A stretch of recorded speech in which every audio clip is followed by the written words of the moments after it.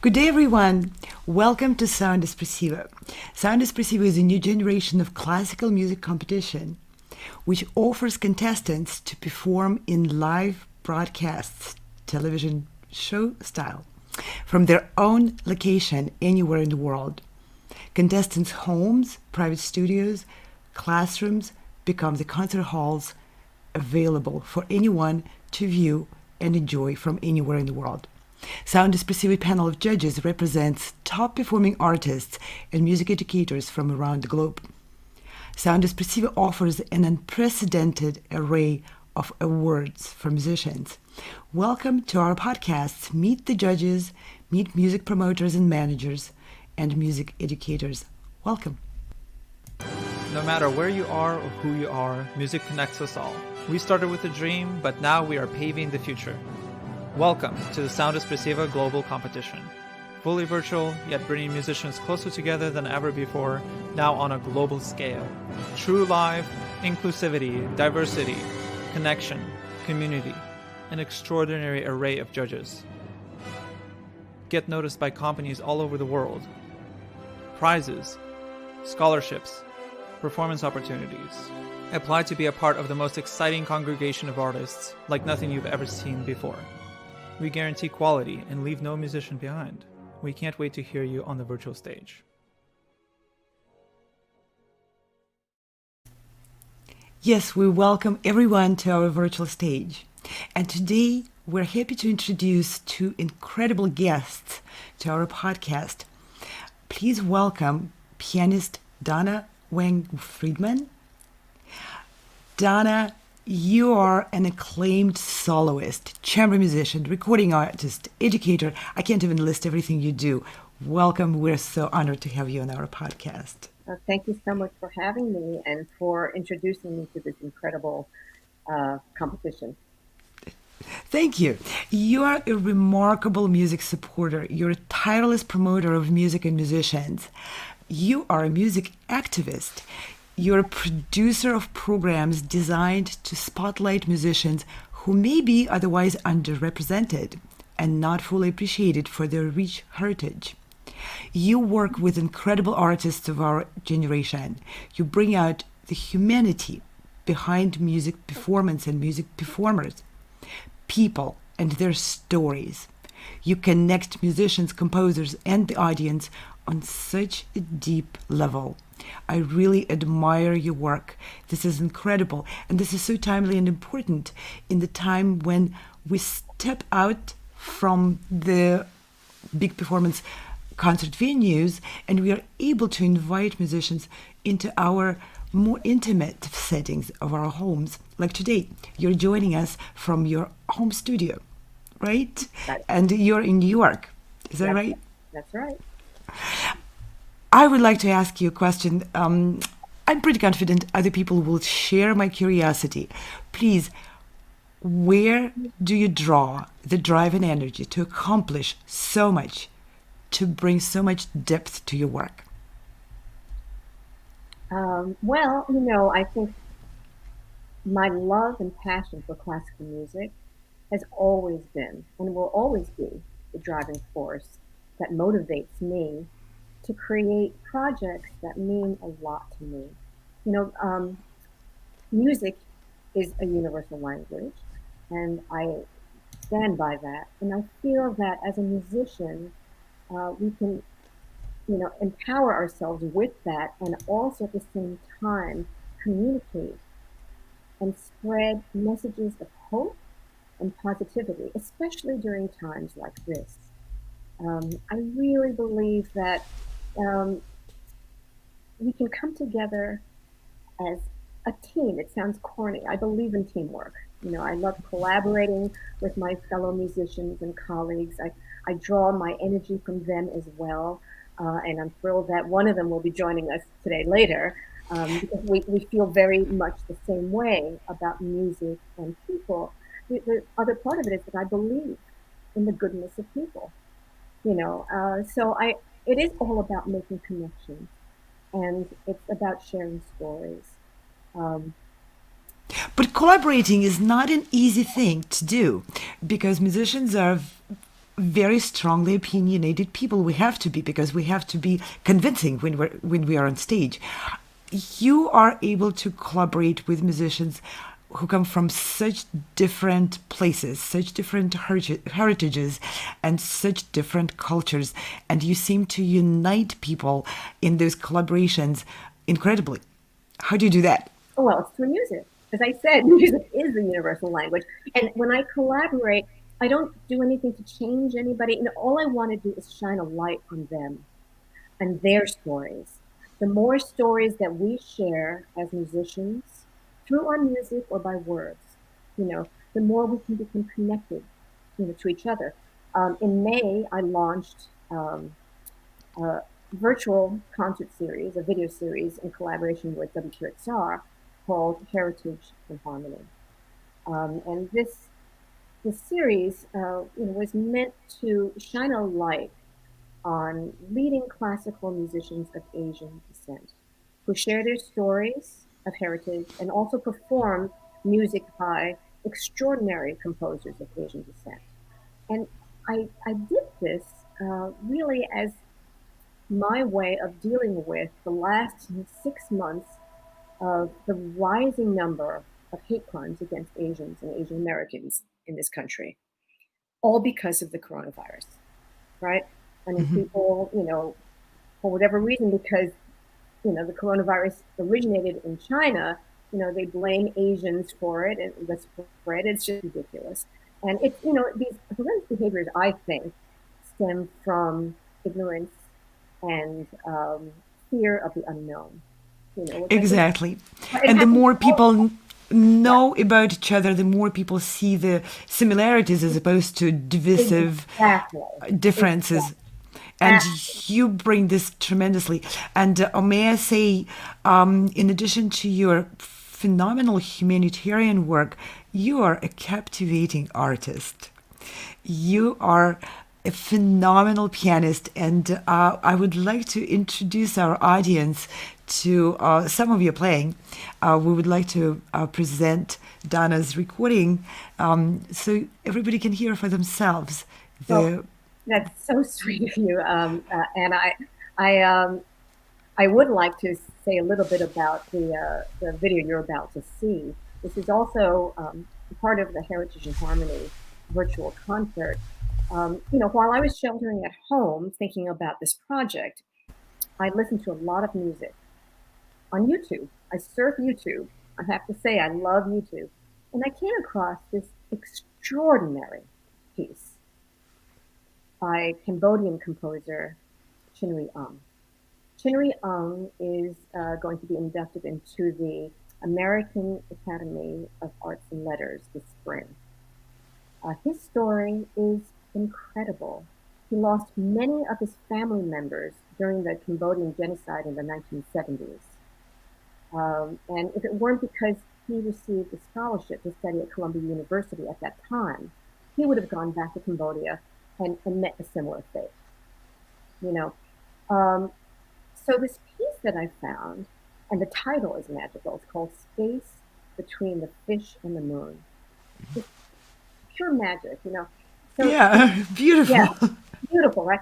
So the piece itself, what attracted me to it immediately was that it has a jazzy, impressionistic feel to it. And that, you know, to be quite honest, all my life I've wanted to play jazz. And I wanted to be able to improvise, and I've never been able to do it freely.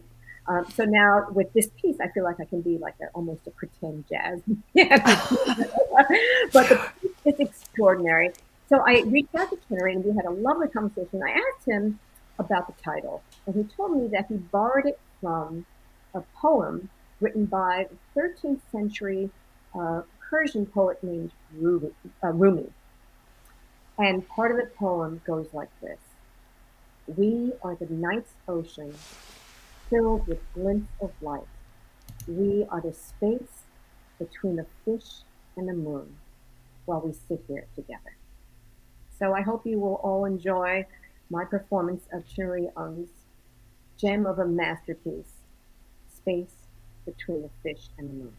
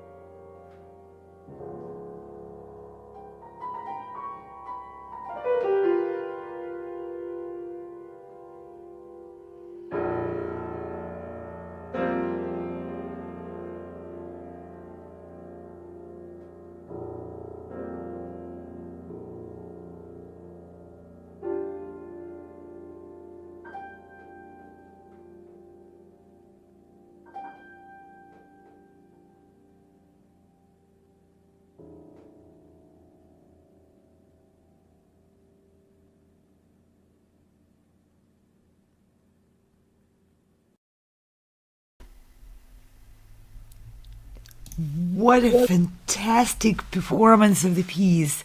It's a gorgeous piece, but I have to say the interpretation matters too. Yeah. And your interpretation, you really have a feel for this music. It's incredible. Bravo. Thank you so much. Bravo to Chinnery. Incredible piece. Yeah, I agree. It gives a lot of room for an interpreter to step in and express your own in there. Well, Fantastic piece. yeah, when I spoke with him, he said, "The piece now is yours to make your own." And you sure did. His blessing, and he did his blessing. Wonderful. And we would like to bring another guest of our program. And here is a little teaser. Donna and Kelly Hall-Tompkins are collaborators. And please stay throughout the whole program because we have a surprise for you to watch at the end of the program. Now, please welcome Kelly Hall-Tompkins. Thank you so much for joining us. This is really remarkable for me. I'm enjoying this program tremendously. You are the fiddler on the roof. Yes. Oh my God. Kelly, you are the violin sound and which is forever associated with this phenomenal Broadway production. Yes. Maybe I want to say maybe you defined the sound of the Fiddler of the Roof to the whole generation of the lovers of the music and the Broadway and the story. You did. It was really a joy to be part of that. I had never played on Broadway before. I was such a strictly classical violinist, and I've now gone in all of these various different directions. But spending 13 months on Broadway as the fiddler or the actual violin soloist for the Bartlett Shear production of Fiddler on the Roof was just one of the greatest experiences of my professional life. We had an incredible company, led by wonderful actors like Denny Burstein, and who played Artevia, and Jessica Hecht, who was our Golda. And yeah, I had just a wonderful opportunity to bring that music to life and to bring the story to life. And it was one of just the great professional joys of my career thus far. That's phenomenal. And if I'm not mistaken, it's 400 shows. Yeah, something like that. It was, nearly 400 shows. And I wasn't sure if I was cut out to play 8 shows a week, but let me tell you, once we started, I was so inspired by this incredible story, the wonderful score, and the amazing company that we had, that I hated to be away. So I played most every one of those 400 shows with such joy and passion. Unbelievable. Now, I want to point out something. Maybe you defined the sound of the Fiddler of the Roof over the 400 shows you've done with the Broadway, but this role does not define you. You are an accomplished soloist, standing alone soloist, completely independent from that role. You've accomplished as a person much more than that role. You're in demand by many orchestras. You're a chamber musician and in demand by many musicians standing basically in line to play with you.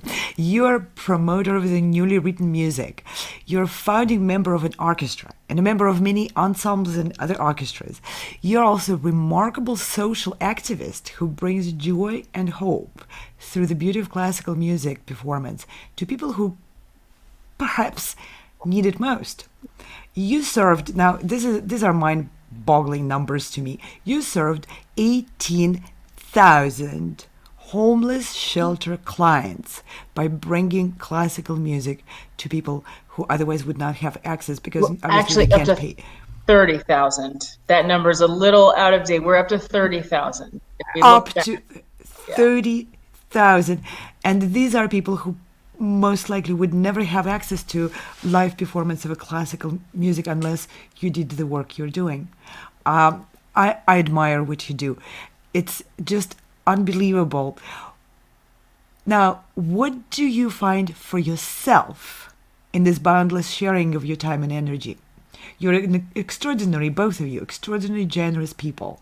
But there's something you find yourself in this work, and I would like to hear you sharing the secret of this boundless energy. What motivates you to work so hard? Well, like Donna said, I just fell in love with classical music from a young age. As a child, I chose the violin for myself. I am so deeply inspired and passionate about classical music. I love so many kinds of music. I grew up on rock and pop. I love jazz. I love world music. I love roots. But classical music to me is the only music that can express the entirety of the human experience in all of its depth. And I love, we have some 1,000 years of classical music history, of which, we instrumentalists or we violinists, I should say, can participate in about 400 years worth of it. And it takes us to so many places. I'm so passionate about finding the soul of that music in every one of its expressions. And I'm deeply passionate about sharing the soul of the music with other people, whether that's in the concert hall or in the homeless shelter. And, the ironic thing, or not so ironic, but the reality of homeless shelter clients is that some of them are hearing the first notes of live music ever, but some of them are former Carnegie Hall subscribers. And there's no prerequisite for homelessness. We don't know, obviously we've all experienced now how dramatic, unforeseen circumstances can change so much. And I think those are the people that we have been working with who have been closer to that idea for longer period of time, or more acutely, I should say. And it's a joy to bring music into people's lives, as I said, whether it's in the concert hall or in the shelter. But in the shelter, I find that people are particularly receptive to all that music has to offer and its transcendent qualities, and its uplifting and motivation. And it's a wonderful place to bring that to life, because I feel like people definitely gravitate towards it. They don't necessarily know they would choose it, but once you're there in front of them, sometimes they know they would choose it, and they're there in the first row, when you say a concert is going to happen. But sometimes it's by virtue of hearing us from afar, and they say, wait, what is this? I want more of this. And I love that. And so one of the projects that we created out of, we're celebrating our 15th anniversary with Music Kitchen, created a project called Forgotten Voices that takes some of the concert feedback that we've heard over 15 years, or over the first 14 years rather. And I invited 15 award-winning composers to choose among that literally vernacular feedback and set it to a song cycle of 15 songs called Forgotten Voices. And I'm really excited that we are partnering with Carnegie Hall to bring that to full fruition and to premiere the full song cycle. We were supposed to have done that in May, but of course we all know what happened. But we look forward, we look forward to the time beyond the pandemic to bring that project to full fruition. That's phenomenal. Musicians always complain that, our audience is dwindling. We don't have enough people interested. Yes, I can see you shaking your head, and absolutely, I'm so with you. The audience is out there. It's a matter of us reaching the audience. That's right. And go ahead. No, I believe that I've been saying that for years. Classical music audiences are not dwindling. And I should say the interest in classical music is not dwindling. We have to look in the right places for the audience, because the audience is there. And my tiny organization, if nothing else, is a living testament to that fact. So my organization does not have the burden of ticket sales. Obviously, that's a high burden. I understand that, but it has an equally high burden. And that is to introduce a brand new group of people to music, to classical music, and have it be successful each and every time. Because we have almost no ability, because of the vagaries and the realities of homelessness, we do not, generally speaking, reach the same audience twice. So each time we come before a group of people, it just has to work. And at over 118 concerts, over 15 years, that continues to work. So that's why I say in the classical music field, our audiences are there. The passion for this music is there. We have to find the audiences. We have to go to them. We have to also bring them to us. Absolutely. Absolutely. I can't agree more. And Kelly, you're doing amazing work. And so do you, Donna. You are reaching out to the audiences with generous offering. And that's how we find our audience. We don't just set parameters. You come to us and you offer us X amount of dollars, then maybe we will consider playing for you. This is not the way music works. Music is there as a language of sharing, not a language of a barrier. And your living testimony, you brought in 30,000 new audience members just with a small group of people, activists doing this. So did you, Donna. You brought in uncountable number of people who became interested in music through your program, through you bringing people and their stories to their attention, because that's what brings the people on. They want to know the story. They want to be part of that story, and you're making that connection. This is phenomenal. And if I may say, Kelly, just like Donna, you are a captivating artist. That's a big part of it. Being a generous personality, goes hand in hand with being a captivating, magical artist. I don't know if you would like to say a few words about the first selection of your performances, which we would like to play for our audience. Yes, I would. I guess part of the role of music and the arts is to, as I said before, to express the big, the big moments in life and the depth, the difficulty, the joys, the transcendence, all of it. And I'm really excited that I was able to partner with Ellen Tafes-Willick on this next piece because we both were tremendously affected. I'll say I was very affected this summer. We're not only suffering a pandemic, we are suffering the senseless killing of unarmed citizens, African American citizens, by police. And one of those that touched me very deeply was uh, I sometimes practice my scales in front of the TV, and I was just dumbfounded when in the mirror image across from me was this young man with his violin in his hands as well.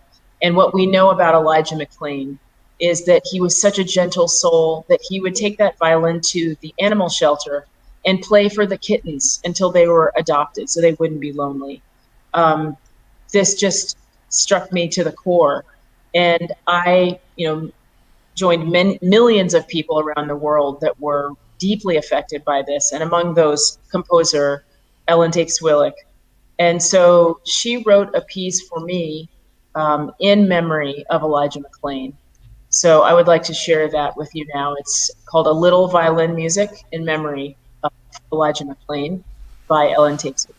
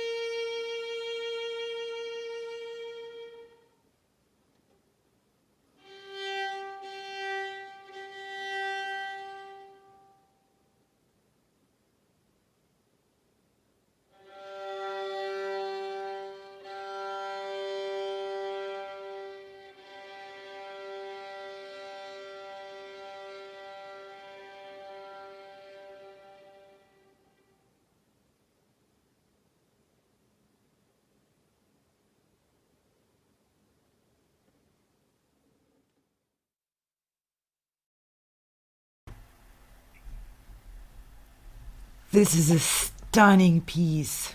Brava. So, Phenomenal performance. oh, thank you. So much passion and tragedy and beauty at the same time. Incredible. Yeah. It's a And very you, powerful work. and your performance is very powerful, delivering the inner energy of the piece. Very, very Thank you. powerful. Thank you for sharing it with us. Thank you. And we have a second piece prepared. And again, this is a very interesting work, but I don't want to spill the beans. I'll let you introduce it. Yes, well, one of the amazing things about this time that's unexpected is some creative projects that have come out of this unique time. And one of those is a commissioning project by the American Composers Orchestra. And I was thrilled when they invited me to be a featured soloist for that. And they asked me to choose a composer to work with. And I was also thrilled when I noticed that composer Guy Mintus was on the list. We met each other just a year ago as we are both featured in the new Max Lukowitz documentary about the 55-year history of Fiddler on the Roof. I'm featured as a violin soloist both in the production and also my arrangements from my album, The Fiddler Expanding Tradition. Guy is featured as the composer of all music that is not Fiddler on the Roof. And we met last year and we're really excited about the idea of working together, and then skip it, ahead a year, and we are both involved in this ACO project, and we decided to realize a common interest that we have, that we share, and that is in flamenco music. We both absolutely adore flamenco music, and so when this commission and this new solo piece came to pass, I said, it's got to be a flamenco piece. He totally agreed. And the result is what you're about to hear. I premiered it about 2 weeks ago. The piece that you just heard, actually, I premiered about 3 or 4 days ago. But the next piece by Guy Mintus was premiered for the American Composers Orchestra, and it's called Inner Compass, because compass is the rhythmic drive, the rhythmic structure that is present in flamenco. So hope you enjoy this piece.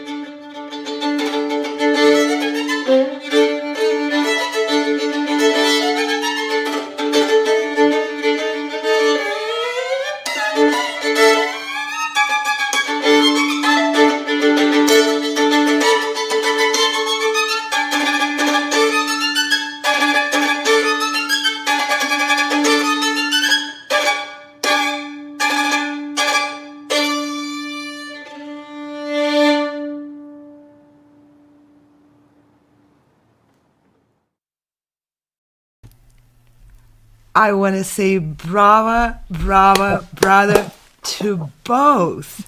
Phenomenal piece brought out with absolutely fiery performance. Thank you, Kelly, for sharing it with us. Thank you very much, Anna. At this point, our audience had a chance to hear each of our guests in their solo realm. And I'm giving out a little teaser. Stay with us to the end of the program. We have a surprise of a show how the two powerful women, phenomenal artists, what they can create in collaboration. We did talk about collaboration and the importance of it in both of your lives. We'll hear how it transparents through the music you make. And I want to ask both of you, as very active musicians, artists, and social activists, where do you think the musicians need to put their energy today? Meaning in this situation, which is strange and unusual and not something where we can draw on our previous experience, so that we don't just kind of survive this surreal situation and hope that someday we'll come out on the other side, and so that we don't just wait for everything to go back to like it was before, but instead thrive in the process. Well, for me, and I can only speak for myself, really, I feel that I always need to be productive. And because the times have changed so drastically, I feel like, what I had to do is I had to pivot and reinvent myself. Of course, I long for the day that we can perform live together, right? Yes, for sure. Right? There's no question that definitely. What, right? And especially I want to play with you, Kelly, again. So, that is. Oh, wait a minute, Donna. Yeah. I'm a pianist. I want to play with Kelly, too. How are we going to manage that part? Wow, an embarrassment of riches. This is amazing. And I want to play with Donna as well. There's some excellent music for two pianos. That's right, two pianos and violin. But, in the meantime, we do have to look towards the silver lining. And that silver lining in virtual concerts is that we can reach out to a bigger audience. I think that a lot of people who, before all this happened, who maybe didn't have the time or the inclination or the finances to go to classical music concerts, I think that with a click, online, they have been able to experience classical music, in a way that they never could before. And I've received, I'm sure Kelly, you have too, and Anna, so many, wonderful messages, that just basically, open their eyes to a whole new world. And I'm hoping that when we go back to live performances, those people will come to our live concerts. Yeah. But I think, I don't know how you feel, Kelly. I want to continue doing virtual concerts. Oh, absolutely. Right? As well as doing live concerts.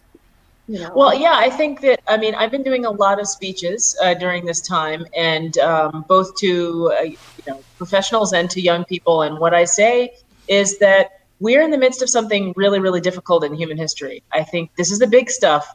So I think we have to first remember to be gentle with ourselves and those around us, because it's processing, really profound and frightening changes in the world, life and death. But at the same time, we are artists, and we thrive on creation. and artists have always created through difficult times. I mentioned sometimes, during times of enslavement in the United States, the song tradition that came from that still informs so much of American music and beyond. Music that was written and performed beyond all odds, despite all odds in the Holocaust. This is, a different kind of, extreme world event, but no less, that it is really a challenging time for so many people, and a time when a lot of people are losing a lot of, well, everything, their relatives, their livelihoods, their money, and all of that. So I think that it's important for the human spirit to persevere through creation. It's important for other people to be able to enjoy in a cathartic way the result of that creation. We've just now heard from me 2 pieces that would not have existed at all if we weren't in this situation. So not that I relish this, and I don't, I relish the idea that we will get back to performing live, and we will get back to being able to sit shoulder to shoulder in a concert hall, and to shake the conductor's hand when you go out on stage, and all of and maybe even blow out our birthday cake candles. I don't know if we'll ever do that again, but yeah, I think it's also a time where I feel like I'm flourishing, paradoxically speaking, in creativity and in the volume of projects, interesting projects, writing new music, performing new music, reaching out to artists. And the benefit of the digital platform is it defies time and space. Well, not quite time, but at least space. And well, I believe they're working on defining the time as well. They're working on solving the latency. Yeah, so you and Sound Espressivo are working on that very hard, and that will be mind blowing when we actually solve latency. But just today, the second piece that you heard me play by Guy Mintus, Guy joined us and chimed in from Israel, and we worked on that collaboration with him in Israel and me here in the United States. And that is an opportunity to do that, to be able to collaborate with people beyond the realms of the cities that we live in, and or the 4 walls that we dwell in. And this has opened up doors for us for the future, because now we can do it. We can actually hopefully have our cake and eat it too. We'll do live performances, but continue to communicate and collaborate with people from all over the world. And so that I guess Kelly and I are forever optimists, right? Well, we're optimists, and we're also just so driven and so passionate about the music that we play, and it inspires so much. I mean, it inspires you to see past the immediate difficulties to what can be. And these are both incredible points that you brought up. One is music is a language. It's a language of emotions. It's a language of feelings and thought and response to what's happening around us. And in tumultuous times, there's just so much happening around us that the inspiration for the artist is abandoned. So it's not less inspiring to express the situation through the musical language when the situation is like it's currently very tragic and very difficult than when everything is, cozy and nice. And the additional point, which it was remarkable that you brought, and that is reaching out to the audience, which otherwise would not be able to connect with musicians, and bringing the traditional audience, which is more used to purchasing a ticket and going to the Carnegie Hall and drinking champagne during the intermission, bringing that audience online is a challenge, of course. But we have an opportunity to also bring the traditionally online audience into the concert halls, because we are reaching out to groups of people who maybe never been to a concert hall before, but they are a click of a mouse away from hearing the richness and the full inspiration which classical music can bring. And let's be honest, there's something special about that. We will never give that up. There's something special about being in the concert hall. You know, it's like we dress for the occasion, that we venerate the task at hand, or the endeavor. And by going to this beautiful place that exists in order to deliver the sound in the best possible way with your fellow listeners and your fellow audiences, like I don't know, when I even talk about that, I automatically picture Carnegie Hall. There's so many wonderful halls in the world, Of but course. I am very nostalgic, and look forward to being able to get back to the Carnegie Hall, to Carnegie Hall that I call the People's House. And there's something very special about that. So while I embrace the digital technology, and I embrace the ability to reach beyond borders and to reach to new people. And Donna and I are different places now, but we have been able to do this collaboration that you'll hear in just a few minutes. In it, we did it live in a hall, but now since we can't do that, we did a virtual performance together, and that is an incredible and wonderful thing. And getting back to the concert hall will be even more special when when we're on the other side of this, because we will appreciate it that much more, and we'll realize just how special it is. Yeah, and for performers, because we're all performers on the concert stage, there is nothing like that connection when you're on stage and you're playing to our audience. It's magical, it's electrical. Just I was explaining this to somebody the other day.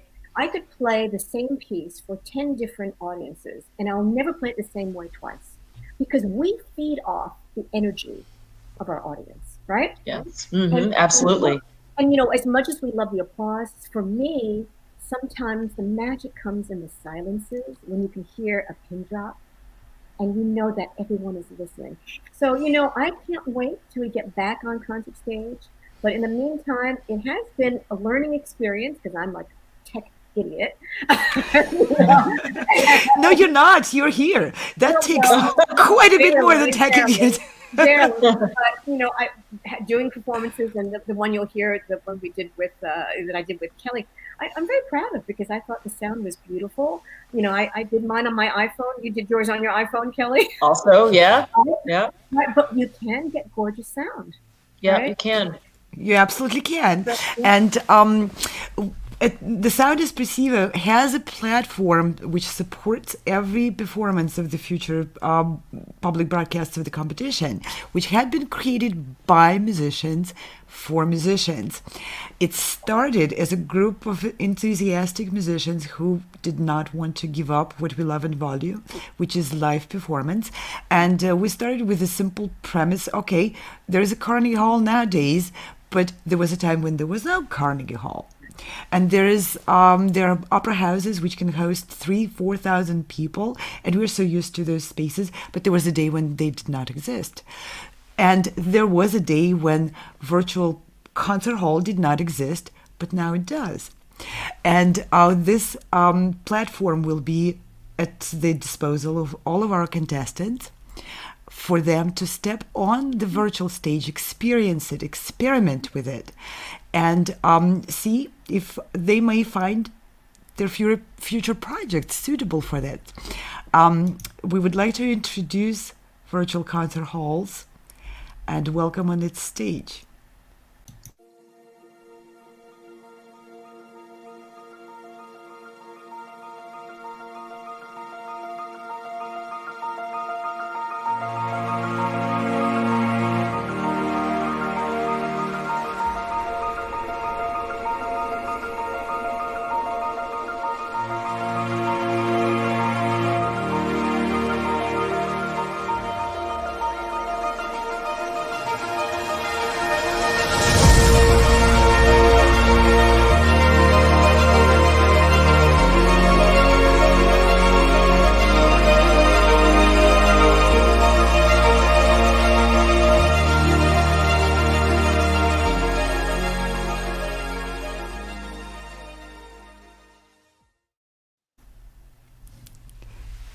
So this is the stage which started with simple students' recitals. and had grown by now in the past few months into the stage which had hosted musicians from Los Angeles Opera, National Symphony, Washington Opera, from music schools around the world, Europe, Asia, Japan, Australia.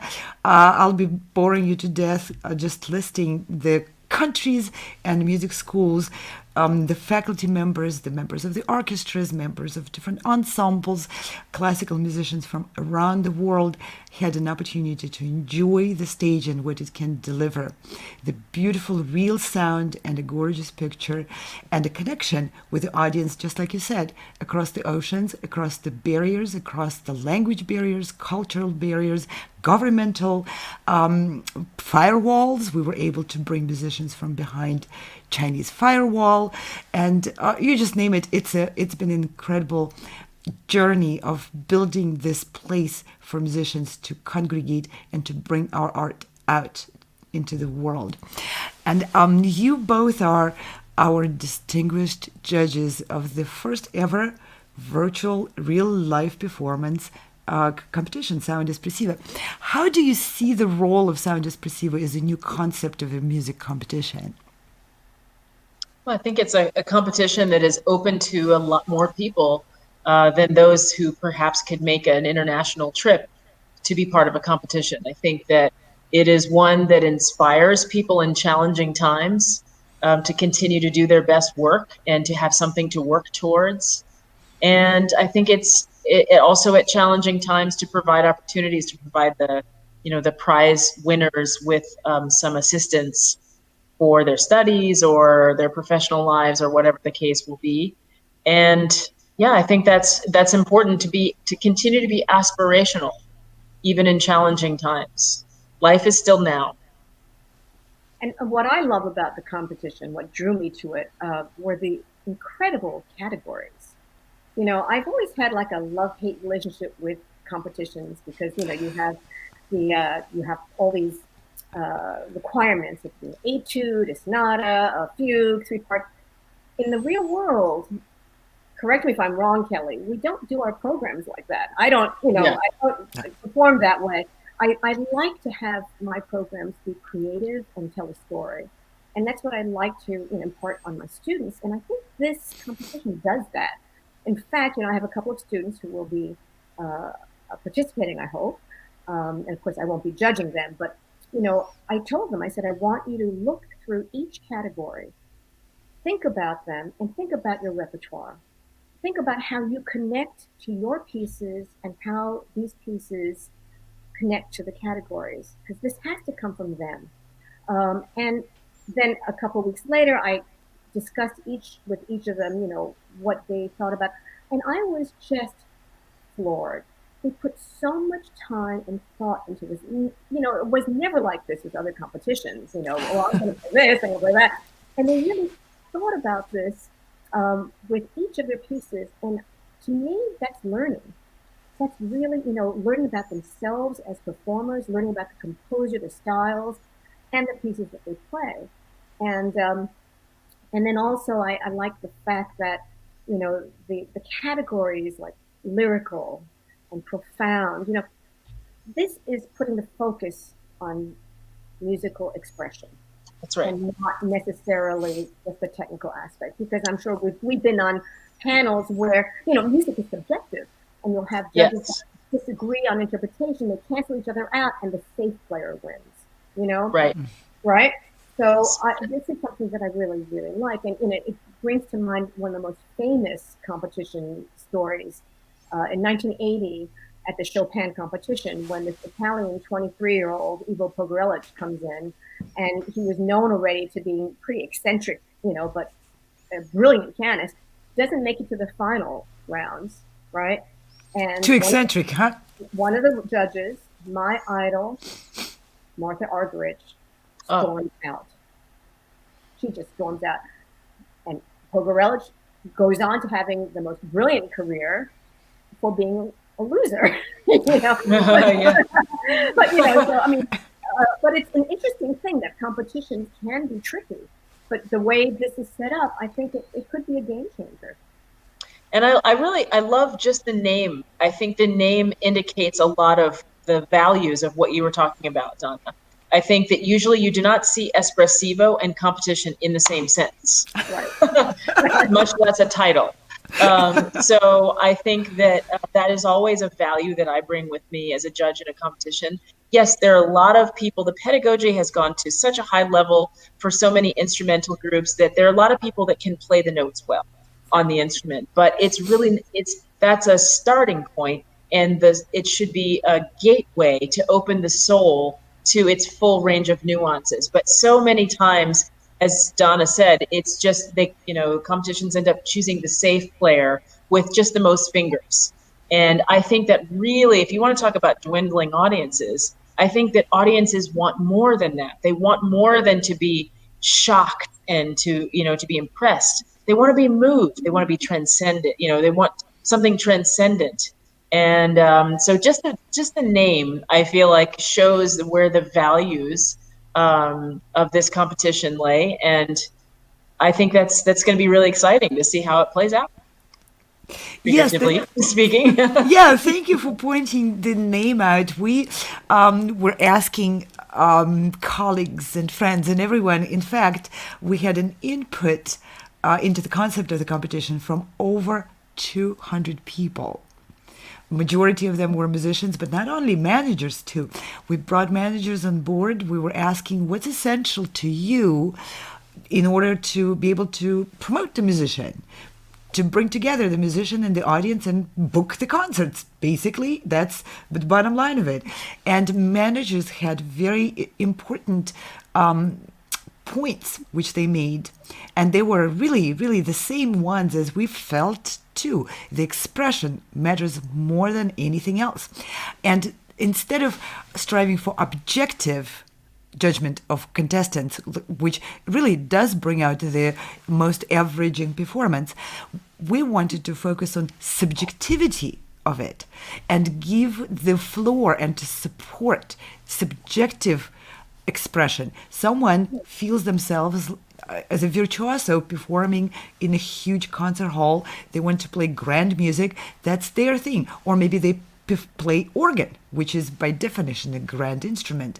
Now, that is in itself a valuable category. So we have a virtuoso category. And then someone else will say, well, all of that virtuosity is, more for pop stars. I'm not a pop star. I want to be in the realm of lyricism or miniature. And those people have a floor which acknowledges their artistry and their direction of their artistry. And at this moment, I want to thank all who participated in defining the categories. That was not easy. Yeah, sounds tricky.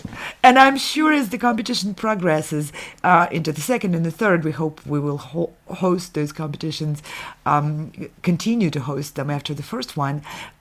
It'll get more clarified and more defined, and our contestants will give us a feedback about it too. And as the Sound Espressivo judges in this very different concept, very different realm of a competition, how do you intend to approach the judging? And how do you hope to help contestants move towards accomplishing their goals and reaching their potential? Well, I would say I always look for people to do their best. That's the ground floor that I start with. I'm not looking for errors. I'm looking just for people to express their best selves. I'm not necessarily looking for eccentricism of interpretation. That is not in and of itself a value. I think I'm looking for a very, very well-crafted, committed, expressive performance that lives very comfortably in the realm of the music that they're playing, because we study 400 to 1,000 years of music, and every 50 years there's such drastically different concepts of the school of composition, of the style and whatnot. So we have to be curators of those styles. We have to be very, very close curators and understand the style that we're playing in. But then beyond that, our spirit is free, and our personality, our life experience, our vision, our nuances, those get injected into the music. And I look for the people in whom that takes on a great, a life of its own, and sweeps me up in it. I'm looking to be swept up by someone's performance. And gosh, sometimes things happen. I'm not so concerned with that, but I want to hear somebody that will take audiences on a journey, and just really embody the music in a powerful way. Well, I totally agree with Kelly in every aspect. I think that when I listen to music, even if I go to a concert, right, and I listen to great artists, all I want is to be moved. And I don't expect to be moved by the entire concert. Sometimes I feel like if I can walk away and remember 5 minutes, then that performance is worthwhile, you know? So the same thing goes with my teaching and judging. I want to feel a personal connection that the performer has with the music. I want to hear their story because it shows that they care. You know, I really want them to show me how much they love it because that does come through in that magical way that instruments happen to be able to do so. That love, that care, the amount of thought they put into it, it all comes through. A mistake here, I don't really care. I want them to be able to move through that, focus on the music and their connection to it. That is incredible advice. I want to enter the competition, which is judged by people who have that vision. They really want to bring the best, my core, exactly what I want to bring out and share. I want to be free from fear of judgment of the technicality of it. Of course, I would practice it intensely to deliver it in the best possible form. But I want my judges to be focused on the message. And of course, the form supports it. But the form comes second, message comes first. And the Sound Espressivo competition future contestants, you can hear again and again, our judges are focused on you, on your dedication, on your love, on your message. With this, I'm going to ask each of you, please, to summarize what we talked about in maybe a short message to our future contestants. And after that, we will hear finally what I promised, a duet collaboration between two incredible ladies, our judges. Donna, would you like to go first with your message? Sure. I just like to say, never stop learning, always stay positive, and keep making and listening to beautiful music.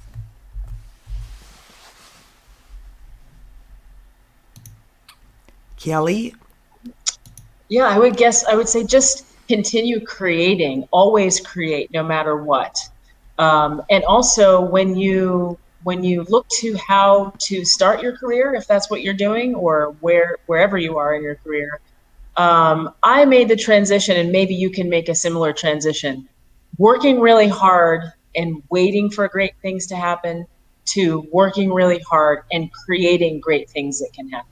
And one of those is your participation in Sound Espressivo competition and all the other things that you will create in your life. Do it with passion and let the passion lead everything else. Thank you so much. Thank you for sharing your time, your expertise, your wisdom. This has been tremendously enriching experience for me, and I'm sure for everyone who watched. And I would like to thank our viewers, thank the teachers and the contestants, and our future musicians who will be presented by Sound Espressivo competition. And I also want to thank people behind the scenes who make these programs possible, our producers, Frane Rushinovic and Fedor Uspensky. And with that, we will be moving to our final recording segment. Bye.